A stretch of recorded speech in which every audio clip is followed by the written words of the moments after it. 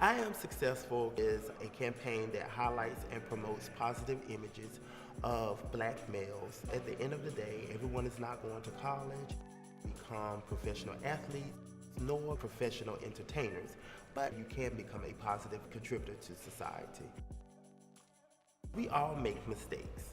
We all can be successful. No one can stay the same like they were yesterday.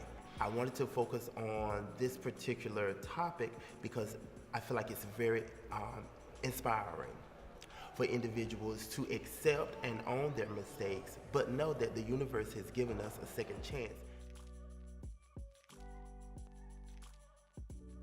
My name is Dr. Stanley Andres. I'm a formerly incarcerated person with 3 felony convictions. I'm now an assistant professor at Howard University College of Medicine, as well as an adjunct assistant professor at Johns Hopkins Medicine. And I'm also the executive director of From Prison Cells to PhD.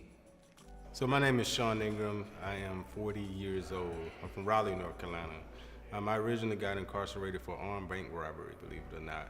And today I am Sean Ingram, the author, motivational speaker, and founder of the Sean Ingram Academy. My name is Michael Green. I am 50 years old, half a century. I am a Washingtonian, native Washingtonian, and I was incarcerated in 1991. Today I am the pastor of St. Matthew Christian Methodist Episcopal Church and currently the radio show host of My Brother's Keeper Radio.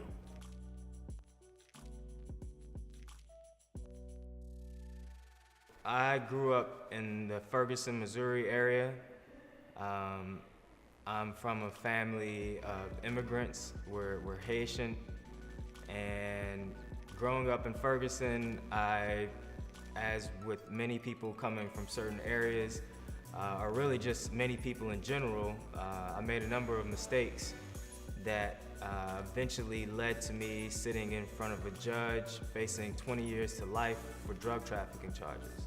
Before incarceration, I'm DeMont Sean Ingram, actually. So when you think about a little kid that come from poverty, down a dirt path with an outhouse till I was like 8 or 9 years old, just a real poverty-stricken situation raised by my grandmother.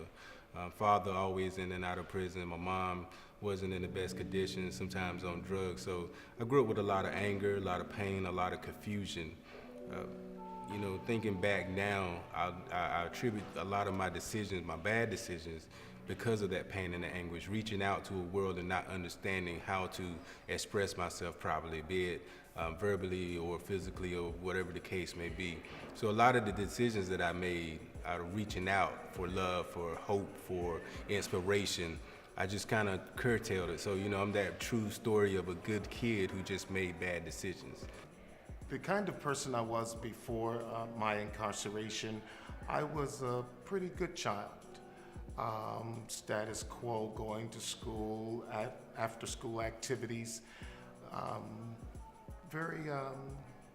Like I said before, it was more of a close-knit family.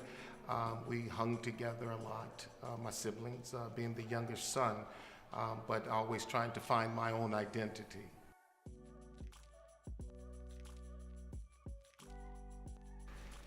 So, being told that you're this career criminal with no hope for change, and I'm only 20-something years old, you know, mind is still very mendable.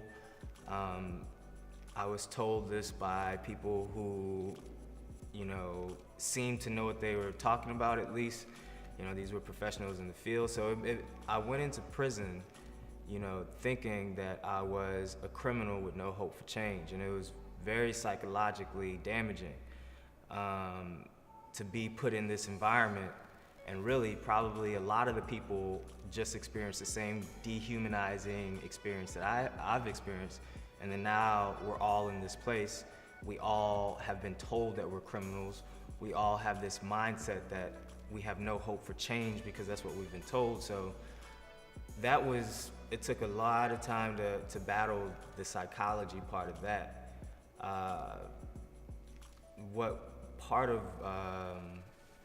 Part of my change occurred when I went away. I kind of fell off, you know, when I was making those decisions before I went away, I fell off with my dad. My father had type 2 diabetes before I went away, but he was more or less fine. And not too long after I went away, his condition plummeted pretty quickly. It got to the point where they started amputating piece by piece. They amputated his limbs up to his torso. And it was that experience, you know, not being able to connect with my family, not being able to be in that hospital room with my dad as he was suffering. You know, that was the point where I just told myself that this can't be the rest of my life. The stereotypes that are portrayed in the media oftentimes give you the gang involvement and the gang rapes and things of that nature. Although I'm not saying it don't happen, but it's over. They have pretty much a stigma attached to it. But I think that many times when men are incarcerated, or when I was incarcerated, I used that time as an opportunity to know who I was. In prison, I found myself. I found who I was. I found that I loved myself. I found my spirituality. I found my closeness with God. But in the most harsh conditions and the most chaotic conditions that you could ever imagine, I'm still institutionalized. Even all of my successes, traveling the country, being an author, being a motivational speaker, a lot of people don't know the mental impact that situation or that condition could truly have on a person. So that's me. So everything that I am now, you know, working with the juveniles, working with the diversion program, I look at them because I see me. I see that kid who made them bad decisions. I see that kid who was upset. I see that kid who was angry. I see that kid who was suicidal.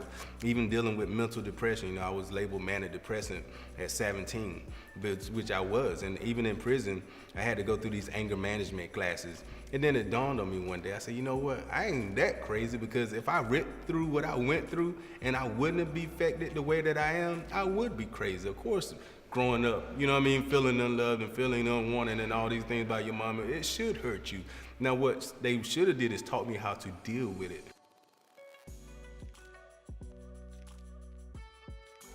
That journey was very tumultuous. It was very hard because again, we say that give a man a second chance per se, but I found that very hard. I think that when one begins to understand who they are, the mind needs focus, the mind needs instruction, and the mind needs a hero. So I believe that when one is able to have those things in their life, those three pieces there, you're able to help have someone to guide you through it as you made a declaration to be focused and receive instruction as a result of your hero. Find someone that is excelling in what your passion is. And I think once you connect to that with focus and instruction, you can achieve it. You know, it gave me the drive when I got out of prison. I was fortunate enough to have this mentor that helped me get into a program. I thought it would be important for me to pursue education, not even really knowing what education does for someone coming out of prison. But this person who had also testified for me, he was a professor at a university, he saw my potential before I even saw it. And I applied to a number of PhD programs. I was rejected from 5 of them. I got into the one that he was on the admissions board at. I ended up completing my PhD and MBA simultaneously in 4 years, you know, faster than other folks that were in the program. And I don't say that to say that I'm like super intelligent, because, you know, I went to college to play football. I was really all about sports most of my life. I still play sports. So intelligence is not what it is that has brought me to where I am. It's my work ethic and my drive. And really, that was mostly developed while I was incarcerated. Prison truly impacted who I was, because it just wasn't chaotic situation. There were some good brothers who stood up as mentors for me, taught me how to, you know, lead a life outside of prison. Say, hey, get prepared now to be successful when you get out of here. Like, you gotta change your mindset. And that's what really stuck out to me. So learning how to change my mindset, how I look at it. So, okay, I'm not in a prison. I'm on a training ground, and every day I'm gonna train. I'm gonna make myself better. I'm gonna work out. I'm gonna go to the library. I'm gonna learn. I'm gonna get me ready. So when I leave prison, I would be unstoppable. Nobody's gonna hold me back.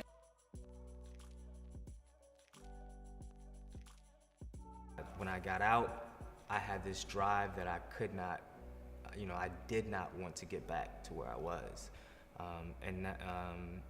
As I mentioned, I started a program called From Prison Cells to PhD, and a large part of what I do now is trying to help formerly incarcerated people to use education to turn their lives around. Mentor, model, multiply, just the 3 M's, and that's something that I stay true to, is that when you are able to mentor, you're modeling, and then you're multiplying. And what that basically is that mentoring is about relationship. That's what I do with young men, other young men, inner city young men, is that I mentor them in relationship, to where they don't care how much I know till they see how much I care. So when I'm involved in their life, I'm walking with them on their street, in their alley, wherever they are, they begin to see, hey, this guy really cares about me. And so they begin to care about what I have to deposit into their life. My Brother's Keeper is a radio show that speaks to the life of men. It speaks to the encouragement, the empowerment, the education, the economic situations, or where they are economically. It tackles the tough topics no one else want to touch. Every Tuesday evening at 7 p.m., WBGRonline.com.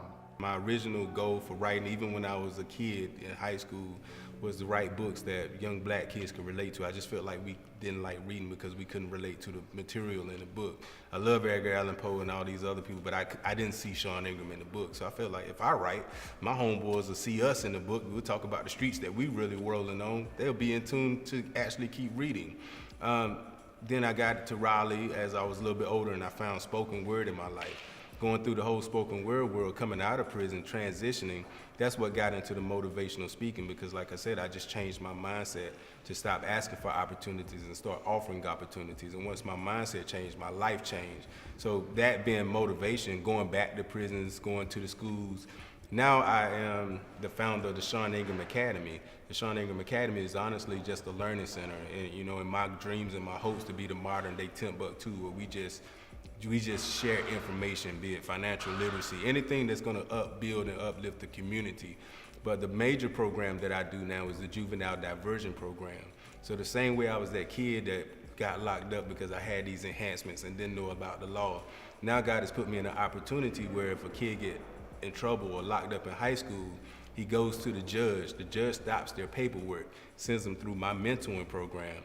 If they successfully complete my mentoring program, they don't even get the charge on their record. So to go from the felon to the one that helps stops people from going into prison, I mean, I can only thank God just for even him allowing me to be a part of this mission. My name is Dr. Stanley Andrees, and I am successful.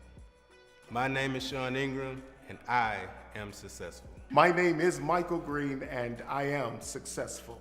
I am Henry Edwards II, and I am successful.